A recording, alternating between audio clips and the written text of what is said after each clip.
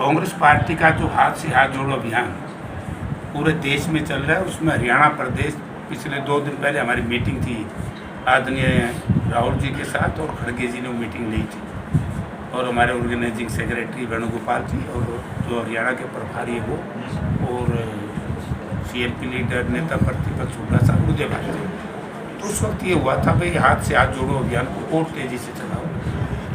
उस संदर्भ में हमारे साथी नरवाना विधानसभा क्षेत्र के कार्यकर्ता दीपेंद्र सिंह हुड्डा सांसद राज्यसभा से मिले थे, तो उन्होंने कहा कि हम आपका कार्यक्रम करना चाहते हैं। तो ये उनका कार्यक्रम है, हाथ से हाथ जोड़ो कार्यक्रम। मुख्य अतिथि दीपेंद्र सिंह हुड्डा।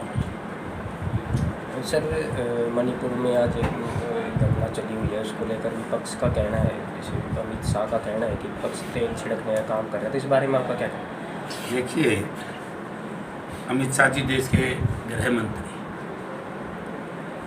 उनकी बात का मैं कोई जवाब नहीं दूंगा, क्योंकि जब मैंने उनका वक्तव्य लोकसभा में सुना वो मणिपुर के संदर्भ में ठीक नहीं था। कांग्रेस के विपक्ष के प्रति, इंडिया जो है उसके प्रति ठीक नहीं था। राजनीति में प्रतिशोध की भावना नहीं होनी चाहिए। राजनीति में सत्ताधारी दल ने अहंकार में डूब करके कभी ये नहीं समझना चाहिए कि मैं ही सब कुछ हूँ, विपक्ष कुछ नहीं। तो मणिपुर के जो हालात आप लोगों के माध्यम से या आपके साथियों के माध्यम से, प्रेस के माध्यम से जो हमने देखे कि देश की आज़ादी के लिए, मैं कहता हूँ कि जब से सृष्टि बसी होगी या जब से हमने सुना और देखा है कि जिस तरीके से आदिवासी महिलाओं का शोषण हुआ, ये बात कहते हुए भी शर्म से हमारे सिर झुक जाता है कि उनके साथ रेप, बलात्कार, उनकी फोटोएं है, इस तरह का काम होना।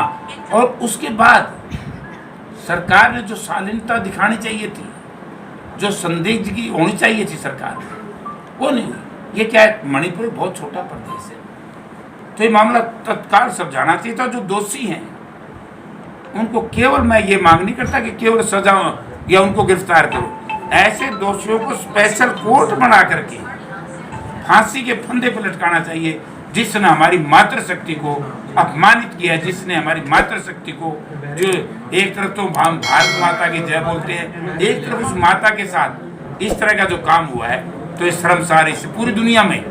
और जिस तरह की बात ये करते हैं भारतीय जनता पार्टी, उनके सहयोगी दल के लोग, उन्होंने कहा कि हमने ये, मैं स्वागत करता हूँ राष्ट्रपति मुर्मू जी का, माननीय मुर्मू जी का, क्यों आदिवासी समाज से आती है, लेकिन आदिवासी समाज की पहली बेइज्जती नहीं है। सबसे बड़ा हमारा मंदिर है, प्रजातंत्र का मंदिर, वो लोकसभा है।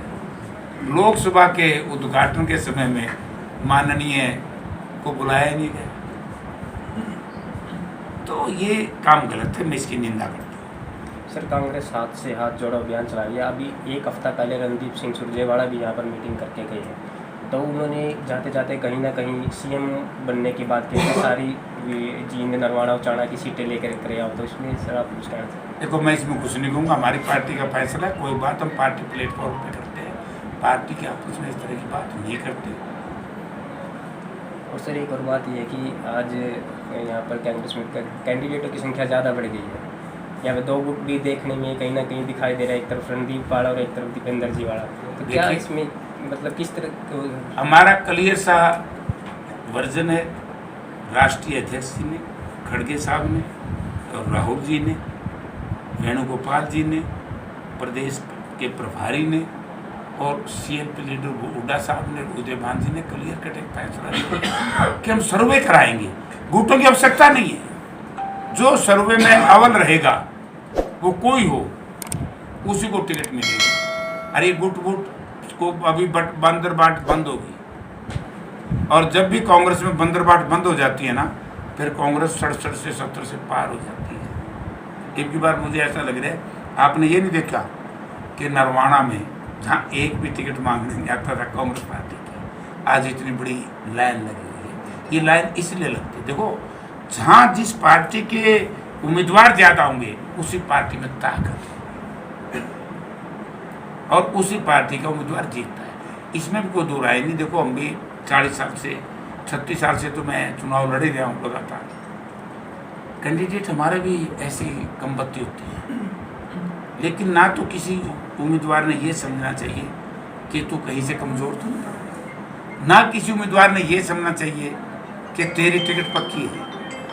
क्योंकि हम कई बार ऐसे उदाहरण आए, पक्की अड़ा की कच्ची हो जाए, कच्ची अड़ा की पक्की हो जाए। ये सर्वे से होगा जो कुछ होगा। अब गुट गुट बंद कर दी है। सर 2024 के चुनाव भी नज़दीक है, तो कांग्रेस पार्टी की क्या तैयारियाँ हैं? कांग्रेस पार्टी की तैयारी देख लो तो लग रहे हो। अब तुमको रणदीप मीटिंग यहाँ कर गया, मुझे तो मालूम नहीं। अब दीपेंद्र सिंह हुड्डा पब्लिक मीटिंग करने लग रहा है द्रोती गांव में। तो और अब ये देखो, दीपेंद्र सिंह हुड्डा यहाँ आ रहे हैं, यहाँ लोगों को चाय पिलाने वाला, उनका स्वागत कराने वाला बहुत बड़ा काफिला था, बहुत बड़े लोग थे, बहुत बड़ी लाइन थी। हमने सब ने रिक्वेस्ट करके उसको छोटी करवाया कि हमारे एक पार्षद हैं वो चोपड़ा पट्टी के, उनके जैसे दफ्तर का उद्घाटन करेंगे। चलते चलते सोनू वाल्मीकि एक दूसरा उनका साथ है रमन, उनके चाय पियेंगे, वहीं पर आप लोगों से रूबरू होंगे।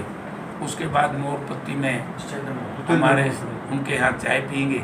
उसके बाद द्रौती में पब्लिक मीटिंग करेंगे। फिर वहाँ द्रौती में दलित समाज के अगर में चाय, इस तरह की चाय का प्रोग्राम है। फिर एक और नौजवान साथी करना। तो आप ये देखिए कि कैसा प्रोग्राम हुआ।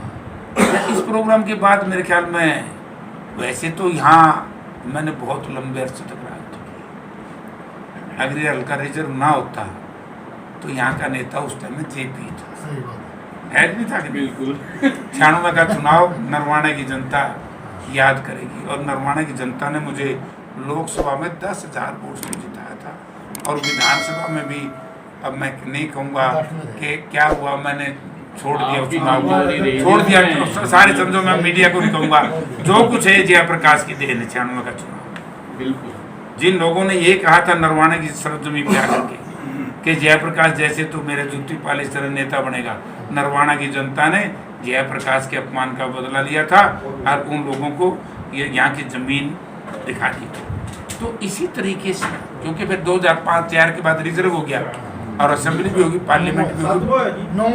नहीं, 4 के बाद हो गया। फिर भाई 9 का जो चुनाव हुआ वो रिजर्व से हुआ। तो इसलिए इस इलाके को हमने छोड़ना पड़ा। तो देखो, जहाँ चुनाव लड़ता है बंदा, असल में तो सन्यासी का, साधु का कोई इलाका को नहीं है।